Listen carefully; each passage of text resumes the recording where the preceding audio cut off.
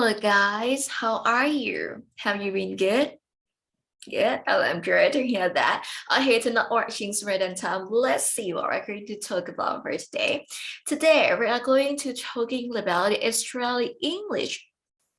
The Estuary English is a modern British accent which has been spoken by a large and growing number of people in the south of England, and Australia is tipped to dominate general British pronunciations within 50 years.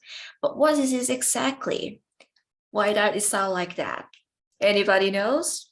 No? Okay, it doesn't matter. That's the reason why I am today.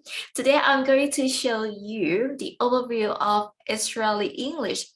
For what Australian English is, where do people speak it, who speak it, and why is it called Australian? And not only that, I will show you the features of Australian.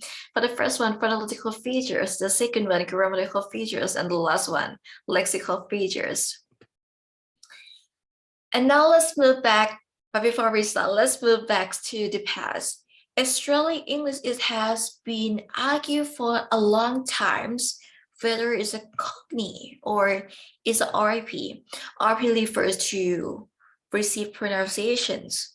Well, other Australian English is from the south of England, but it's not that Cockney or it's not that RP, but it's somewhere in between Cockney and RP. So some people, they are a little bit more Cockney than the RP, or some people can be a little bit more RP than the Cockney. It can be both, right? But why is it like that? Just let's get back to the basic. The Cockney is from the London, right? And from the east end of London, and it's traditionally a working class accent. And nowadays, there are a very few real Cockney speakers. Why is it like that? Why is it a very few real Cockney speakers?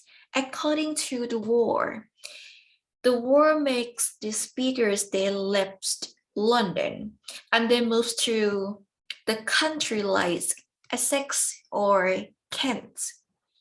And after that, they mixed with the people in this country, and the accents that they had started to change the way people spoke in this country. So if you can imagine, like you have our RP speakers generally outside of the London, and the Cockney can mix with them, and this, you get this one, you get the Australian English, which is the first real appear in the 1980s. And not only that, after you know where we found who spoke it, and do you know why we call Australian English?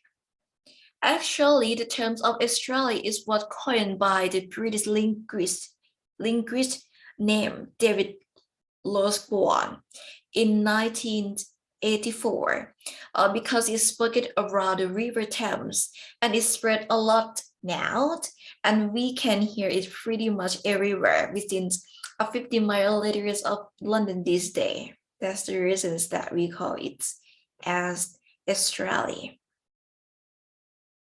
So what is the language characteristics of Australian English? Well, we can see this one. The first, let's look at the phonological features.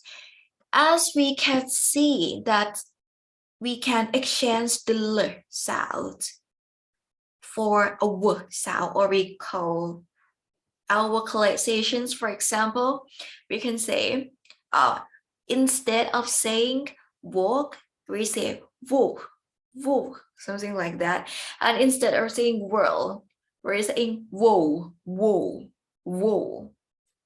I would like to travel around the world, but we don't say like that. We say, I would like to travel around the world, world. Yeah, it's very simple, different. And next, the T glottalizations. The glottal stop it where you drop your T sounds and replace it with your and replace it with the uh, third third G sounds. And if you said the phrase or the words like something like that, it's the glotter stop. Because of dyslexia. Yeah. And it's seen as a disability, not You never a had superpower. that. You always... And hi, I'm Adele Adkins. I'm 32. You may know me for being the singer Adele. For example, from nutter to nutter, butter to butter, little to little, something like that. And the S dropping is part of phonological features as well. For example, instead of saying house, we're saying house. Home become home. Him become him. Right now, you sat at home or out and about. For example, I will show you in the sentence. Hey, Matt, where are you going? I'm going to the house. I'm going to Ohms. I'm going to meet him. Something like that. Very interesting, right? And next, we will look at the grammatical features. In Australian English, they always like omit the ly adverbial ending. For example, from quickly, we say quick. From slowly, we say slow. Let's look at the sentence on the screen. You are moving too quickly. We don't say like that. We say, you are moving too quick. And next, you are moving too slowly. Slowly has a Y. We don't say like that. We just say, you are moving too slow. Yeah, it's really pretty much different. And next, for the questions tag. The question tag is like the questions added to decorative sentence. Usually at the end to engage the listener, verify that something has been understood or like confirm that an action has occurred. We also know as the questions tag. And there's a comments text includes I shows you, like won't you resent it? Won't you help in use a case and write something like that? And I will share a little bit of the phrases here. I've warned you, but did you listen to me? Oh no, you nailed, did you? Oh, it's just a hopeless little bunny, isn't it? Something like that. And next, we will come to the last one for the lexical features. In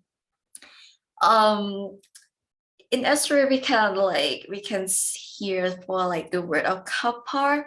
Cuppa is come from a cup of tea or a coffee. For example, when you visit your friends or your family in London, you can say, do you fancy a cuppa? It can be said like that. And next, lich. It comes from legends. For example, I absolutely love Emma Watson for the lich. Very interesting, right? And lastly, that's very fast. Look, we come to the last slide of our presentation for today. We come to the final thought. And I will talk just a little bit more of the features of Estuary English. And in my opinions, like through the times, Estuary English has been influenced RP or received pronunciations. And I think it will continue to do so. Like as young people are highly affected by the medias, it carried the most influential part in the development of the speech of the young people. That is why teenagers idolize David Beckham, Lily Allen, who speak immaculate Australian English, have a huge effect on teenagers' speech. In addition to these teens idols, there are many television shows such as Tensters, which carry out a lot of Australian English. As since most of the teenagers they are affected, in some generations, the pronunciational differences between the social classes may vanish. So, as I say, Australian English is definitely on the rise and spreading rapidly, and it will take over. I think just the opinions. I mean, it has actually, I think it has already bad. It's will be a well-established language into the futures as more as young people speak it, especially when they're in a social class device.